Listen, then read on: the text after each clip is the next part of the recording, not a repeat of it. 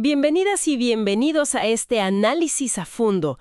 Hoy nos sumergimos en un documento que, sin exagerar, podría reescribir las reglas en las unidades de cuidados intensivos de todo el mundo.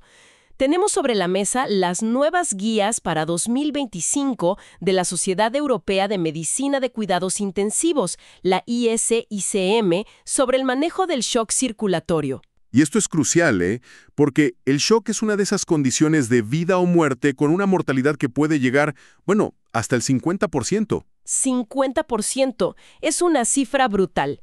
Nuestra misión hoy es desglosar los cambios más importantes, entender la nueva filosofía de tratamiento y ver qué significa esto para el futuro del cuidado crítico. Y es una filosofía que se aleja de los dogmas. Si las guías de 2014 eran un mapa de carreteras, estas nuevas guías son más como un GPS avanzado. Reconocen que cada paciente es un terreno diferente y que necesitamos herramientas más inteligentes para navegarlo. Me gusta esa analogía. Bueno, para empezar a navegar, vayamos al punto de partida. Durante décadas, en la escuela de medicina, en las series de televisión, el grito de «está perdiendo presión» era sinónimo de crisis. ¿Sigue siendo esa la definición de shock? Pues fíjate que ahí está el primer gran cambio. Estas guías nos dicen, cuidado, no se dejen engañar por el monitor de presión. La definen como una falla circulatoria aguda que amenaza la vida, caracterizada por una disminución de la perfusión tisular. La palabra clave es perfusión. Perfusión. O sea, que no llega suficiente oxígeno a las células, ya sea porque no se bombea bien o porque las células, no pueden usarlo. Espera, eso es un cambio radical. Estamos diciendo que un médico podría mirar un monitor, ver una presión de 120/80 y aún así tener a un paciente muriendo de shock frente a sus ojos. Exactamente, y ese es el punto más revolucionario. La presión arterial puede ser un espejismo. El cuerpo es increíblemente bueno para compensar y mantener esa cifra estable, hasta que se colapsa de repente. Por eso, estas guías nos obligan a mirar más allá del monitor, a tocar al paciente y a observar lo que llaman las 3 ventanas de la perfusión. 3 ventanas. Suena a que hay que ser más detective que técnico. Totalmente. La primera ventana es la piel. Está fría, pálida, sudorosa. Y la prueba clave aquí es el tiempo de llenado capilar. Presionas la uña o la rodilla, y si tarda más de unos segundos en volver a ponerse rosada, es una señal de alarma. Claro, es lo más básico. Es la forma más básica y rápida de ver que la sangre no está llegando a la periferia. La segunda ventana es la producción de orina. Los riñones son muy sensibles a la falta de flujo. Si dejan de producir orina, es que están sufriendo. ¿Y la tercera debe ser el cerebro? La tercera ventana, justo, es el estado mental. Confusión, agitación, somnolencia. Todo eso puede ser un grito de auxilio del cerebro pidiendo más oxígeno. O sea que el enfoque ahora es mucho más clínico, más holístico. Sí, eso. Y supongo que para confirmar las sospechas de este trabajo de detective, siguen usando análisis de sangre. El lactato sigue siendo el villano de la película. Sigue siendo una pieza clave, sí. Un nivel de lactato por encima de 2 milimoles por litro es la confirmación bioquímica de lo que tus ojos y manos te están diciendo.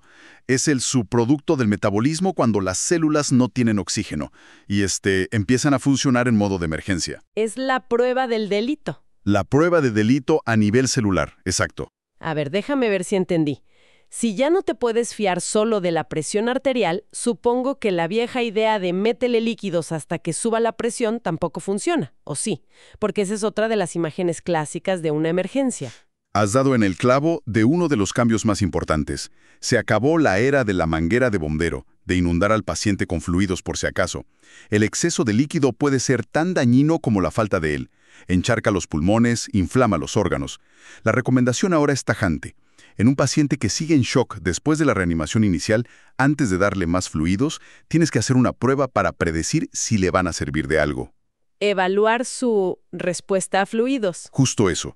Tienes que evaluar su respuesta a fluidos. ¿Y cómo se hace eso? ¿Cómo sabes si el cuerpo va a aprovechar ese líquido extra? Aquí es donde pasamos de medidas estáticas, como la antigua presión venosa central, a pruebas dinámicas. Y la prueba estrella que recomiendan con mucha fuerza es la elevación pasiva de piernas, o PLR. Suena casi demasiado simple.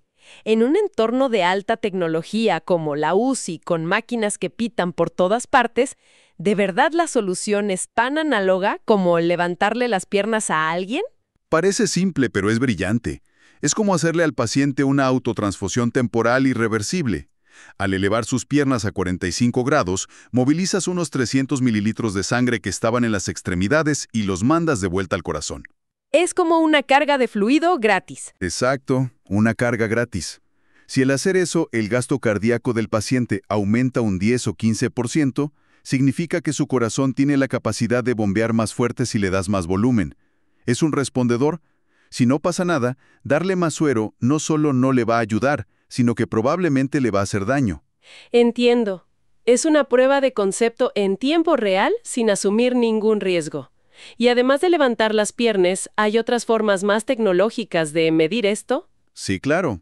Existen variables como la variación de la presión de pulso, la PPP, o la variación del volumen sistólico, SVV, que se miden con monitores avanzados. Son muy útiles, pero tienen un problema. Solo funcionan bien si el paciente está completamente sedado, conectado a un ventilador con parámetros muy específicos y sin respirar por sí mismo. O sea que su uso es más limitado. Mucho más limitado. Por eso la elevación de piernas es tan potente, porque la puedes usar en muchos más pacientes. Y me imagino que esto es solo la mitad de la ecuación. Una cosa es ver si el paciente puede recibir más líquido, y otra es ver si ya tiene demasiado. Justo eso iba. Piensa en el cuerpo como un sistema de plomería. Si sigues metiendo agua, eventualmente las tuberías se saturan y el agua empieza a salirse donde no debe. Como en los pulmones. Como los pulmones o el abdomen. Para vigilar eso, las guías sugieren usar herramientas para detectar la sobrecarga. Por ejemplo, medir el agua extravascular pulmonar, la presión dentro del abdomen y, sobre todo, usar el ultrasonido para buscar signos de congestión venosa. El protocolo Vexus. Ese mismo. Con el protocolo Vexus, esencialmente es usar el eco para ver si las tuberías del cuerpo están a punto de reventar. Ok, para hacer este balance tan fino entre dar y no dar fluidos, necesitas datos duros en tiempo real. No puedes estar adivinando. ¿Qué nos dicen las guías sobre el monitoreo avanzado que se necesita para tomar estas decisiones? El primer dato clave que necesitas es el gasto cardíaco, el GC. Es fundamental monitorearlo en pacientes que no responden al tratamiento inicial. Te ayuda a diferenciar el tipo de shock. Por ejemplo, un shock cardiogénico, donde el corazón falla como bomba, tendrá un gasto cardíaco bajo.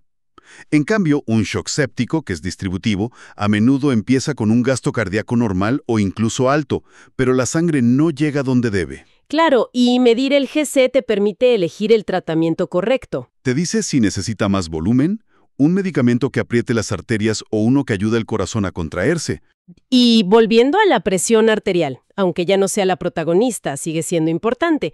¿Hay alguna novedad en cómo se debe medir o qué objetivos buscar? Sí. En cuanto a la medición, la recomendación es clara. En un paciente grave que necesita vasopresores, el brazalete no es suficiente. No es preciso. Puede ser impreciso y no te da una lectura continua. Necesitas un catéter arterial, una línea arterial, para tener una medición latido a latido. Pero lo más interesante es el objetivo. Se abandona la idea de un número mágico para todos. El tratamiento se personaliza. ¿Qué significa eso en la práctica? ¿Diferentes objetivos para diferentes pacientes? Exactamente. Para un shock séptico estándar, el objetivo inicial de presión arterial media, o PAM, suele ser de 65 a 70 milímetros de mercurio. Pero si tienes un paciente que sufre de hipertensión crónica, su cuerpo está acostumbrado a presiones más altas para perfundir órganos como el cerebro o los riñones. Y para él, 65 podría ser muy bajo. Podría ser insuficiente, exacto. Entonces podrías apuntar a un objetivo más alto. Y en un paciente de trauma que está sangrando, la lógica debe ser completamente distinta. Completamente. Ahí entra el concepto de hipotensión permisiva. Imagina que tienes una tubería con una fuga y le has puesto un parche débil. Si abres la llave del agua al máximo, la presión volará el parche. Entiendo. En un trauma con hemorragia activa, pero sin lesión cerebral, se hace algo parecido. Se mantiene una presión más baja, una PAM de 50 a 60, hasta que el cirujano controle el sangrado. Es mantener la llave medio abierta. Justo. Suficiente para que el sistema no se seque, pero no tanta presión como para reventar los coágulos que el cuerpo está formando para salvarse. Pero si ese mismo paciente de trauma tiene una lesión en la cabeza, la estrategia cambia a 180 grados. Radicalmente. Ahí la prioridad absoluta es mantener la perfusión cerebral. El cerebro no tolera la falta de flujo. En ese caso, el objetivo de PAM es mucho más alto, de al menos 80, para asegurar a toda costa que llegue sangre al cerebro lesionado. Es una decisión crítica. Con toda esta complejidad, diferentes tipos de shock, objetivos personalizados, el dilema de los fluidos, ¿hay alguna herramienta que te dé una visión global que una todas estas piezas al lado de la cama del paciente? Sí, y su papel es cada vez más protagónico. El ecocardiograma. Las guías lo sugieren como la modalidad de imagen de primera línea. Es rápido, no es invasivo y te da una cantidad de información brutal en minutos. ¿Qué puedes ver? Puedes ver si el corazón se contrae bien, si está vacío, lo que sugiere que faltan fluidos, o si está dilatado y apenas se mueve, lo que sugiere que el problema es la bomba. Puedes descartar causas mortales como un taponamiento cardíaco. Es el estetoscopio del siglo XXI. Totalmente. El estetoscopio del intensivista del siglo XXI. Pero no es solo una imagen bonita para entender qué pasa, realmente cambia lo que haces. Absolutamente. Y ese es su mayor valor. Los estudios que citan las guías muestran que su uso lleva a cambios en el tratamiento en un porcentaje altísimo de los casos. Recuerdo un caso de un paciente con sepsis. Su presión era aceptable, pero no orinaba y su piel estaba moteada. El equipo estaba a punto de darle otra carga de fluidos por protocolo. Lo estándar. Lo estándar. Pero hicimos un eco rápido y vimos un corazón que apenas se contraía. Esos fluidos no solo no lo habrían ayudado, lo habrían empeorado. El eco nos hizo cambiar inmediatamente a un medicamento inotrópico para ayudar al corazón. Esas son las decisiones que te permite tomar. Incluso he leído que tiene un valor para predecir cómo le irá al paciente. Así es, a través de los fenotipos ecocardiográficos. En el shock séptico, por ejemplo, se ha visto algo muy curioso. Una relación en forma de U. Tanto los pacientes con una función cardíaca muy deprimida, con una fracción de eyección por debajo del 25%, como aquellos con una función hipercinética superacelerada por encima del 70%, tienen una mayor mortalidad. O sea que tanto muy poco como demasiado es malo. Exacto. Nos enseña que no solo la falla es mala, sino que una respuesta cardiovascular descontrolada y extrema también lo es. Te da una visión muy profunda de la fisiopatología. Excelente. Entonces, si tuviéramos que destilar el espíritu de estas nuevas guías en unos cuantos mensajes clave para llevarse, ¿cuáles serían? Yo diría que la filosofía se resume en 4 grandes ideas. La primera es un diagnóstico integral.